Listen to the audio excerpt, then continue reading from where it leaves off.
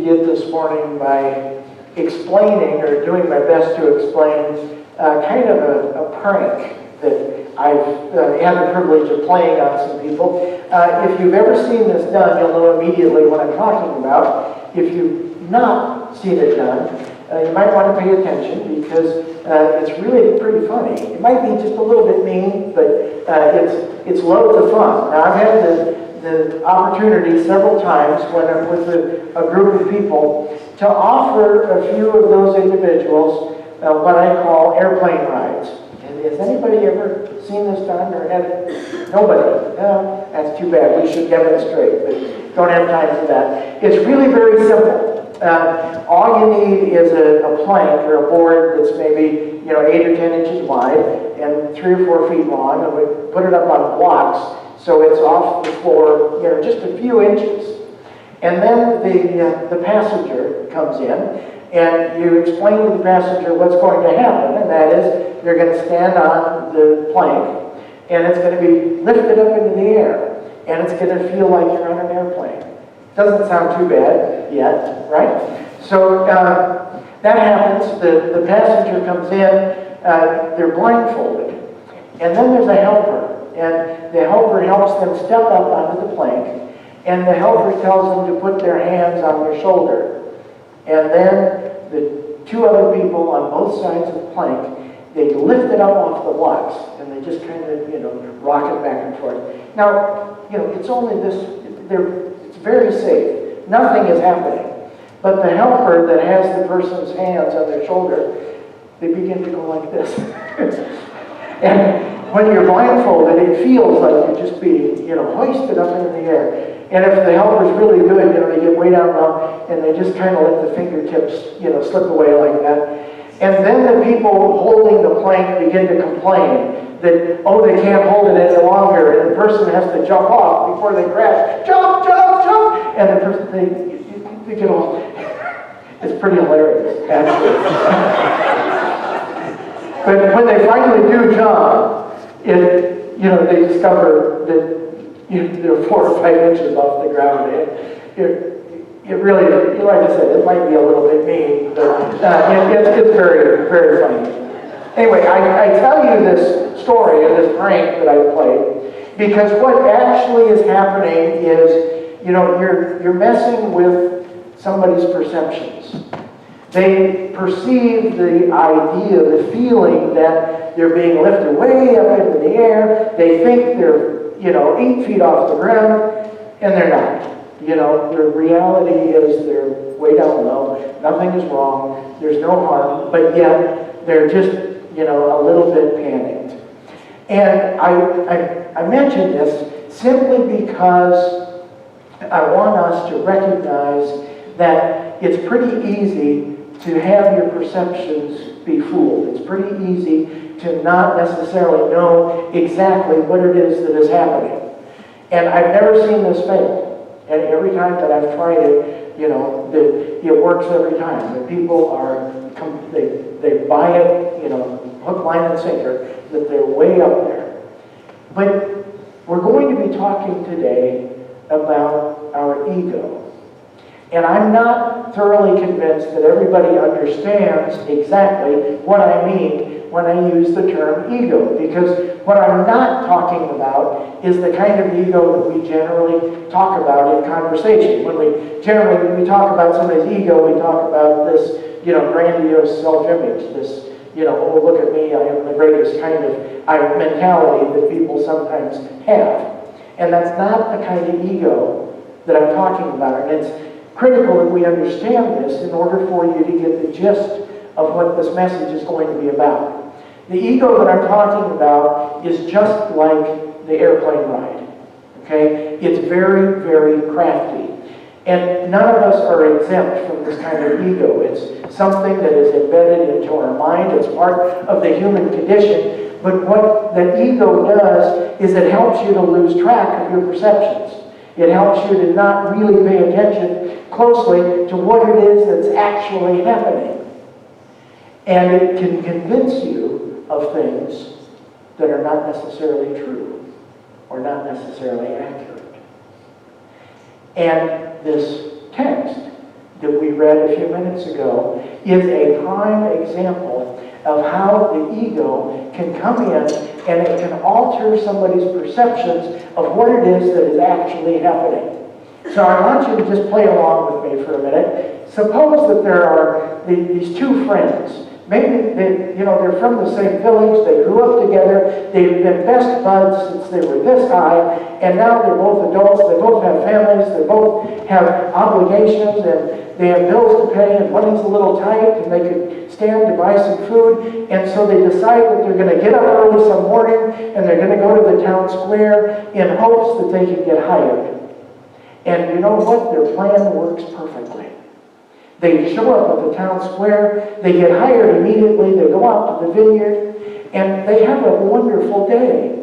I mean, the sun is shining, they're in God's creation, they have great conversation because they're good friends, they have this sense of accomplishment, there's a good hard day's work, and maybe they break for lunch and they have a few minutes to relax, and they find a shade tree and they have a sandwich and a little something to drink, and now the day is ending and they're anticipating that they're going to get a full day's wage, and they have so much to be thankful for. So many good things have happened to them. It's been a marvelous, wonderful day.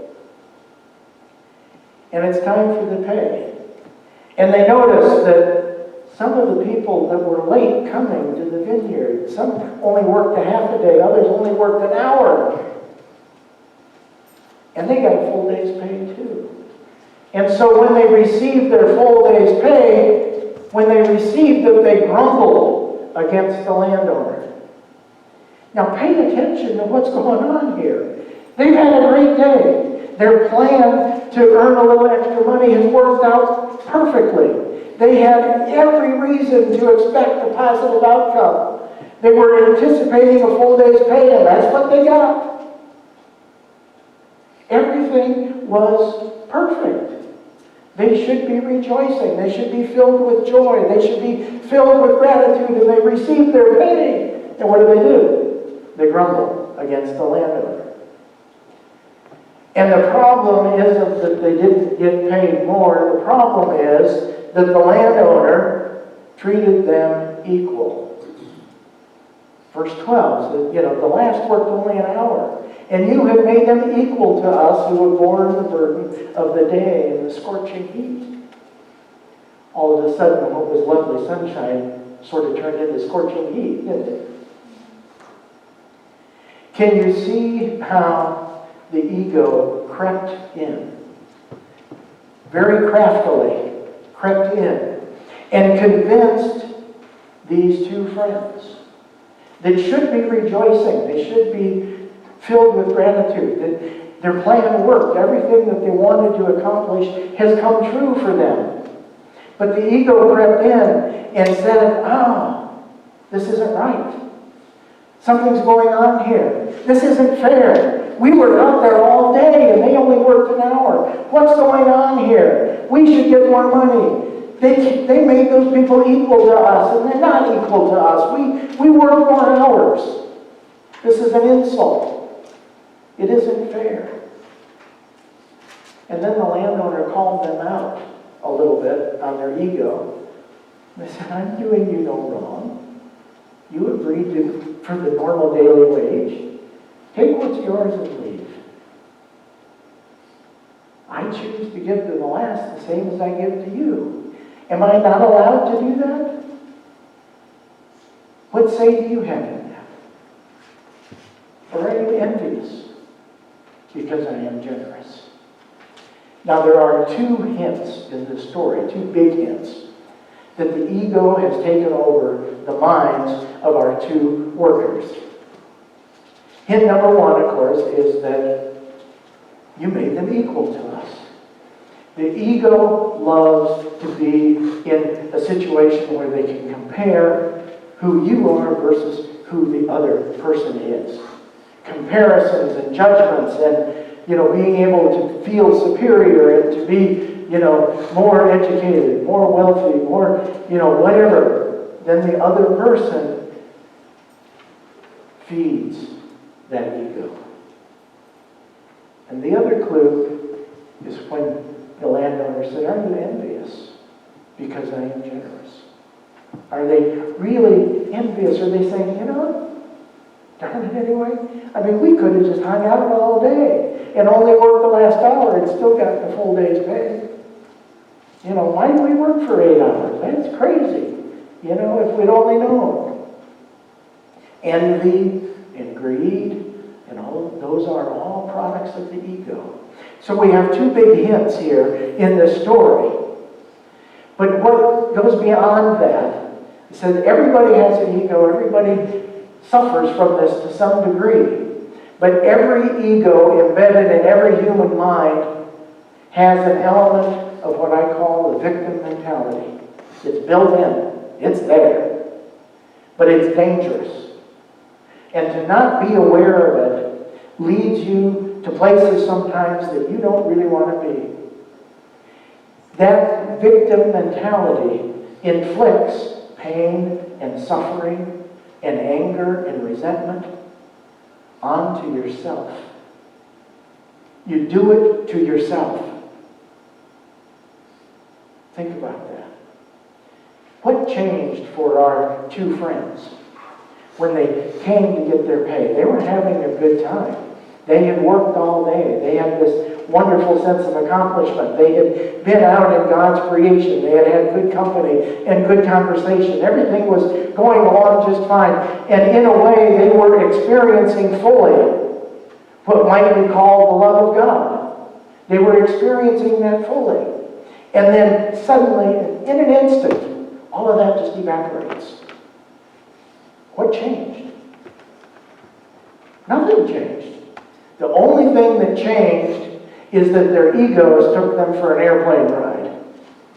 Okay? Their perceptions suddenly got skewed. And that victim mentality took over, and they thought, wait a minute, this isn't right. This isn't fair. He made them equal to us. They weren't equal. They worked an hour. We worked 10 hours. That's not equal. That's terrible. We're the victim of something that's going on here. And once that gets going, your ego feeds on that conflict. The ego thrives on the idea that there's something going on that's not right. Something isn't just. Something isn't fair. There's some sort of conflict. There's some way that we can offer comparisons. We can, be in judgment of this group or that group or whatever is going on. And we have done this as a species for millennia. That's why we fight wars. That's why things that are horrendous in the church's history exist.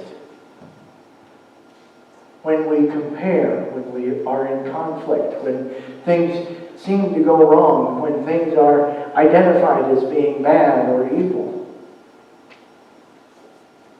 we find ourselves in a situation where the ego has taken over. Now, I really want you to get this next part. It's not unusual at all for the ego to identify another group of people as the enemy or as the other. And what's even more scary is that people of like egos gather together.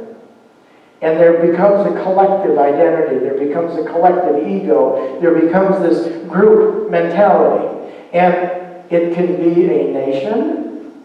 It can be a tribe.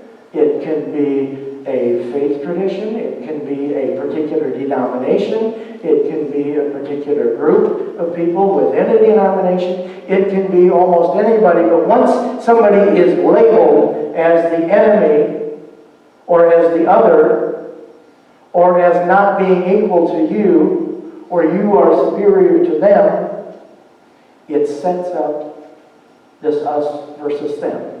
And anytime you see the us versus them, you are seeing, you are witnessing the ego being in control.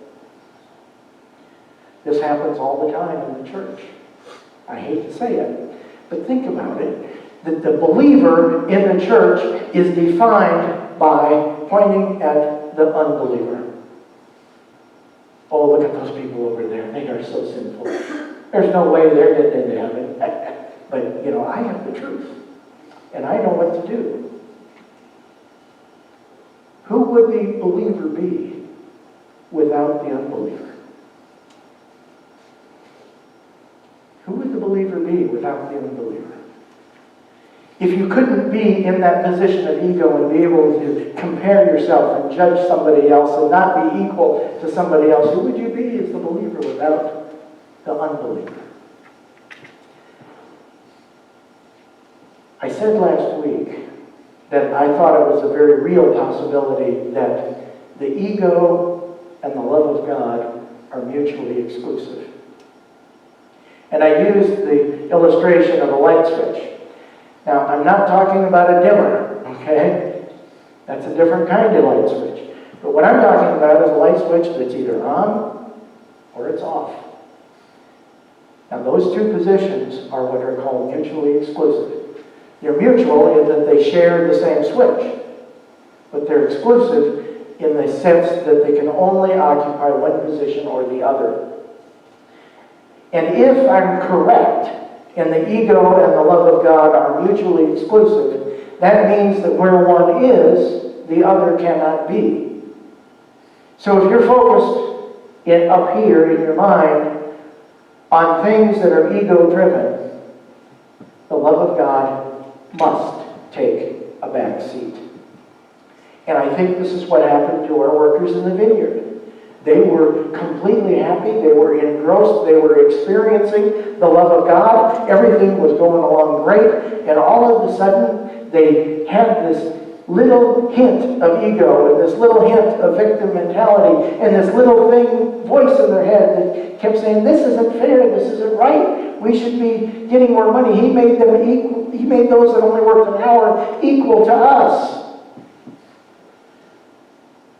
And all of the joy, all of the gratitude, all of the good connections with the divine, all of that was just eviscerated in a second.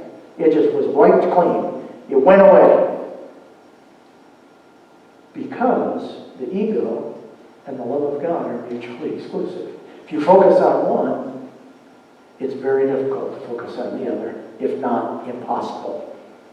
And if I'm correct, if that is true, if those two positions are mutually exclusive, then the only option you really have is you've got to be able to free yourself from the prison that the ego creates for you in your own mind.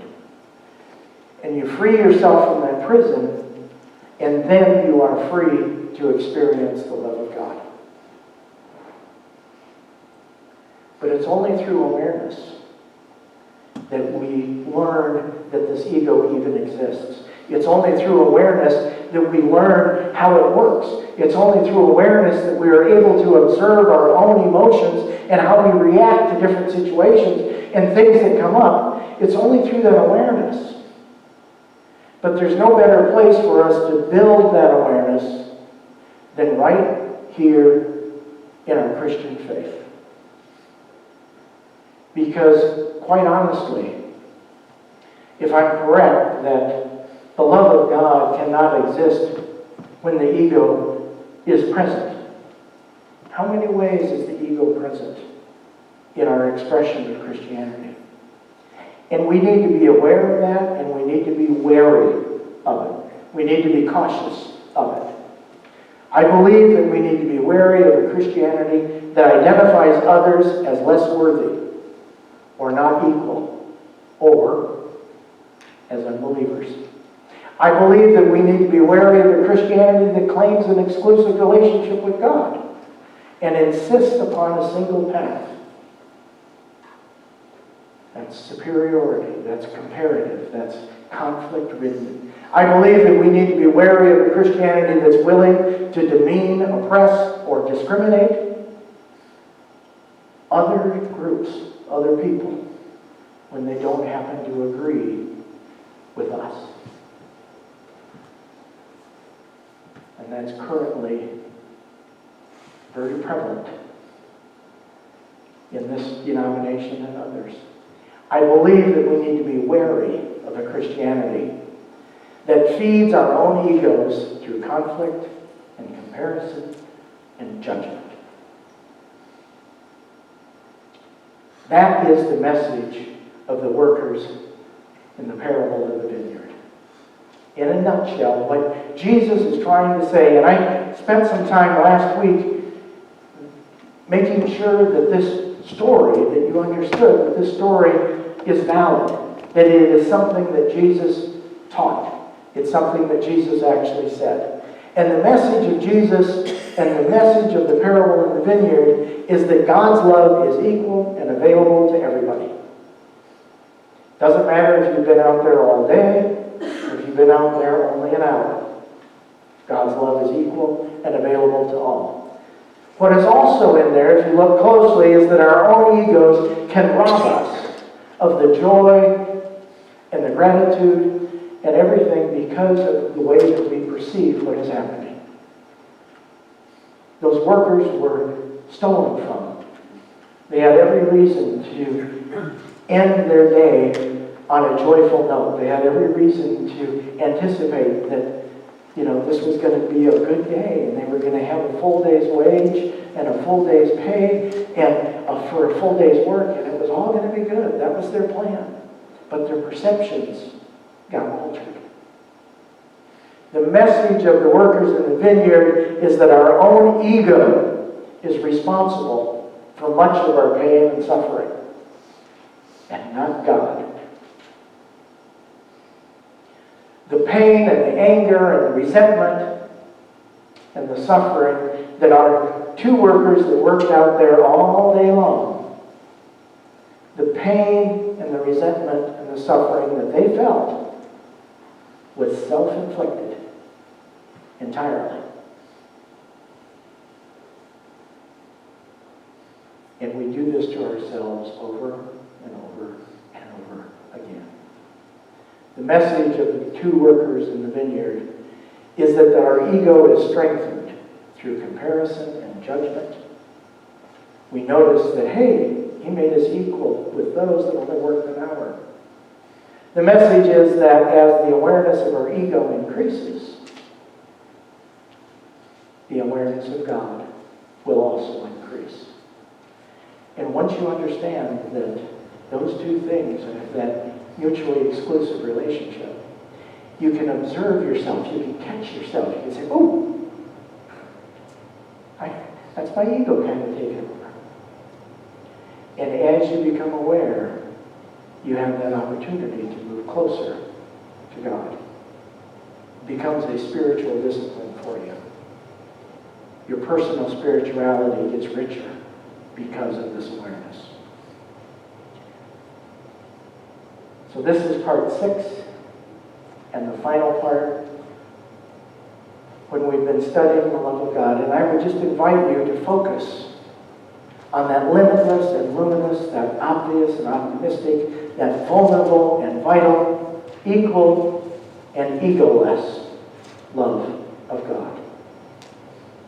Because as you do, you create space for the love of God to enter into your hearts, and your minds, and your spirits, and your joy will be full. So go in peace. Amen. Our closing hymn is O Spirit of the Living God. So let's stand and join in singing.